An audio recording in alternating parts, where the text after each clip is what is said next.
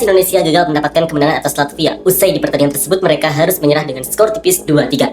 Ada beberapa poin positif dan negatif dari pertandingan tersebut seperti dari data statistik yang diambil dari lapangbola.com.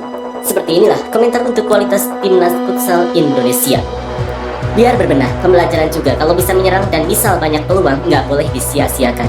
Tim ini bagus, tapi nggak tahu kenapa suka ngelawak di momen-momen penting. Itulah kenapa sampai sekarang belum pernah sekalipun nyicipin Piala Dunia. Yang paling goks, ya waktu dipermalukan Arab Saudi di match terakhir pas kualifikasi Piala Asia 2024, padahal Piala Asia itu jadi ajang buat kualifikasi ke Piala Dunia. Ada bagusnya kalah, itu artinya tim ini belum sempurna dan kekurangan itu tetap belum berubah dari dulu, yaitu kiper yang nggak tenang ketika bawa bola maju. AFC tuan rumah minimal nyampe semifinal lah. Katanya futsal kita udah next level. Menurut saya, soal Vietnam saja masih 11-12.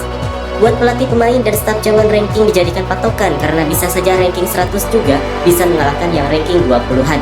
Jadi jangan dianggap remeh. Nggak apa-apa sih, sudah main dengan determinasi tinggi, ayo fokus di Piala Asia. Saya yakin, pakai tim ini pasti juara SEA Games asal kipernya jangan Habibi, karena 2 gol dari kesalahan kiper. Inilah sepak bola, negara-negara besar bisa dikalahin. Lawan Latvia yang notabene kita bisa menang minimal draw, bisa juara ternyata kalah. Dan banyak yang bilang inilah kegagalan. Seandainya menang, apa masih bilang ini gagal? Terlalu meremehkan, mentang-mentang bisa ngalahin Belanda. Jika tidak belajar dari laga ini, harapan lolos Piala Dunia Futsal bisa sirna meskipun tuan rumah Piala Asia Futsal. Awal main Tanzania dan Belanda dibantai meyakinkan tanpa ampun, tapi endingnya kok melempem. Padahal ranking dunia juga masih di bawah jauh dengan timnas loh. Di atas kertas harusnya bisa menang, tapi fakta di lapangan berbeda. Latvia bermain sangat baik dari segi menyerang maupun bertahan. Sebaliknya Indonesia sangat kesusahan mencetak gol walaupun beberapa kali on target tapi belum berbuah gol. Paling enggak kalah tipis karena gol di detik terakhir dan mengubah skor menjadi 2-3. Bener, mereka jarang pakai skill individu, tapi passing mereka bagus. Marking dan press mereka juga pernah berhenti. Gol mereka pun karena blunder kita. Namanya juga permainan, nggak mungkin menang terus. Malah lebih bagus tim yang juara di Cina kemarin. Kayaknya belum layak pentas di Piala Dunia deh. Indonesia masih di bawah Jepang, jelas Thailand udah kelas dunia. Gara-gara rakyatnya terlalu sombong, mengejek negara lain yang lemah dalam olahraga futsal. Akhirnya tim futsalnya kalah dengan ranking rendah di hadapan rakyat sombongnya sendiri. Hidup itu ibarat roda. Jangan salah, di negara yang kuat di sepak bolanya, nggak akan punya tim kuat di futsal. Beda dengan peringkat 50 dunia ke bawah, pasti punya tim futsal yang tangguh. Dan yang dialami timnas saat ini terlalu menganggap enteng lawan. Ini cuma strategi pemanasan kekuatan, sesungguhnya nanti dikeluarkan ketika di Piala Dunia. Jadikan semua pertandingan harus bersikap kejam. Penyakit lama pemain timnas di semua cabang terlalu lembek. Blunder, oke, selamat dan semangat timnas futsal Indonesia. Kebiasaan Habibi nggak di timnya sama timnas selalu maju setengah lapangan. Yang gol ketiga Latvia, Habibi salah oper ke musuh bukan ke Evan. Seharusnya langsung power play saja. Penyelamatan Iqbal mantap. Next kita berbenah. Kalau Brian main beda lagi itu. Alhamdulillah, walaupun kalah tapi tetap tenang. Enjoy the game bro. Masa kalah langsung bacok-bacokan. Memalukan banget jadi anak bangsa. Latvia kuat sedang on fire walaupun rank di bawah Indonesia. Penguasaan bola memang bagus, cuma miss di finishing, shot, kena tepis mulu. Blunder 2 kali, tapi yang paling fatal itu blunder yang kedua kali. Kiper terburu-buru nggak lihat situasi panik, seharusnya udah juara kalau skor 2-2. Tapi ya gak apa-apa, sudah tahu kelemahannya. Yang sebenarnya masih ada Al-Bagir sama Nizar, terus masih ada Angga Aryansyah. Di shot keras beberapa kali di CFA tapi refleksnya bagus.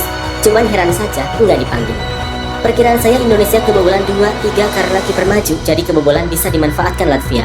Secara permainan belum masih banyak kurangnya.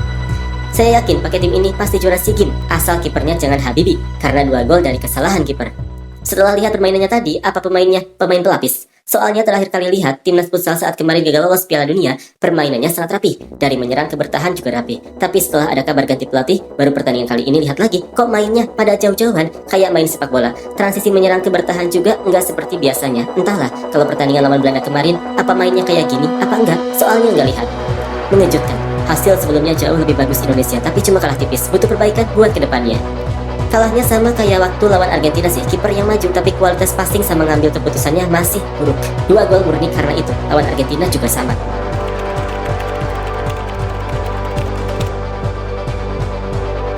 Timnas Indonesia gagal mendapatkan kemenangan atas Latvia. Usai di pertandingan tersebut, mereka harus menyerah dengan skor tipis 2-3. Ada beberapa poin positif dan negatif dari pertandingan tersebut seperti dari data statistik yang diambil dari lapangbola.com. Seperti inilah komentar untuk kualitas Timnas Futsal Indonesia. Biar berbenah, pembelajaran juga kalau bisa menyerang dan misal banyak peluang nggak boleh disia-siakan. Tim ini bagus, tapi nggak tahu kenapa suka ngelawak di momen-momen penting. Itulah kenapa sampai sekarang belum pernah sekalipun nyicipin Piala Dunia. Yang paling goks, ya waktu dipermalukan Arab Saudi di match terakhir pas kualifikasi Piala Asia 2024, padahal Piala Asia itu jadi ajang buat kualifikasi ke Piala Dunia. Ada bagusnya kalah, itu artinya tim ini belum sempurna dan kekurangan itu tetap belum berubah dari dulu, yaitu kiper yang nggak tenang ketika bawa bola maju. AFC tuan rumah minimal nyampe semifinal lah. Katanya futsal kita udah next level. Menurut saya, soal Vietnam saja masih 11-12. Buat pelatih, pemain, dan staf jangan ranking dijadikan patokan, karena bisa saja ranking 100 juga bisa mengalahkan yang ranking 20-an. Jadi jangan dianggap remeh. Nggak apa-apa sih